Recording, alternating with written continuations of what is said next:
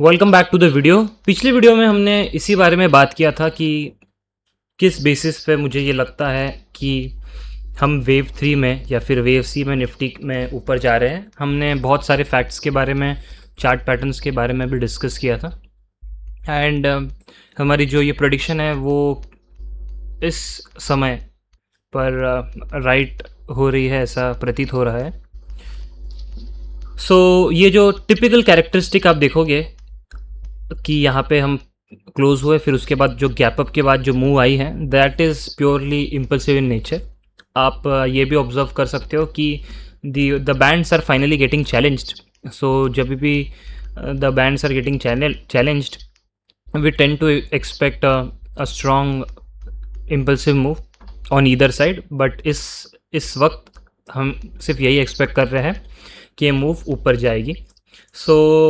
फ़िलहाल के लिए जो ट्रेंड लेवल्स मैं देख रहा हूँ वो हो गए इस लो के आसपास, विच इज़ अराउंड 23,926। एक अगर ये 23,926 के नीचे चला जाता है तो मैं इस ट्रेड से निकल जाऊँगा।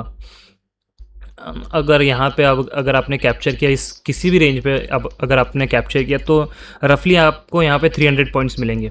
और अगर ये ट्रेंड मुझे राइड करना है तो मैं इसके लिए इसका जो स्टॉप लॉस रखूँगा वो इसी लेवल के आसपास रखूँगा और मैं एक्सपेक्ट करूँगा कि ये जो ट्रेंड हमें मिला है वो इसी स्पीड से, इसी मोमेंटम से और भी ऊपर चलते जाए। अगर ये रुक जाता है या फिर साइडवेज चला जाता है तो शायद मेरी थ्योरी यहाँ पे रॉन्ग प्रूव हो जाएगी। शायद ऐसा भी हो सकता है कि यहाँ पे ये शायद नीचे चले जाए, ये मेरा ट्रेलिंग स्टॉप लॉस ले ले और फिर से ऊपर चले जाए। तो वो ट्रेडिंग पॉइंट ऑफ व्यू से वो एक लॉस हो सकता है, अपॉर्चुनिटी लॉस हो सकता है, बट एनालिसिस हमारी चेंज नहीं होगी। हम लोग फिर से मेथड्स ढूंढेंगे कि एंट्री पॉइंट कहाँ पे बनाए जा सकते हैं। फ़िलहाल के लिए मुझे लगता है कि जो इम्पल्सिव मूव चली है वो अच्छे से और ऊपर जानी चाहिए। एंड टारगेट्स की अगर मैं बात करूँ तो वही मैंने जैसे पिछली बार डिस्कस किया था, निफ्टी में हम लोग यही लेंथ का मूव देखेंगे विच कम्स अराउंड 25,700-800 रेंज। ये एक मेरा बहुत ही स्ट्रॉन्ग व्यू है। और आगे जाते हुए जो रेजिस्टेंस मुझे देखने को मिलता है वो है लगभग यहाँ से 300 से 400 पॉइंट हायर, जो कि है लगभग 24,400 के आसपास। एक बार अगर हम इस हाई के ऊपर भी निकल जाते हैं तो ये कंफर्म हो जाएगा 100% कि ये जो था ये टोटल साइडवेज करेक्शन यहाँ पे कंफर्म हो गया है कि ये एंड हो चुका है और कोई भी तरीके का कॉम्प्लेक्स करेक्शन इसमें आने की आशंका नहीं है। ये हम 100% कह सकते हैं जब ये ब्रेकआउट हो जाता है। ओके, ये था निफ्टी के बारे में। अगर मैं बैंक निफ्टी के बारे में डिस्कस करूँ तो बैंक निफ्टी का सेटअप तो बहुत ही अच्छा है।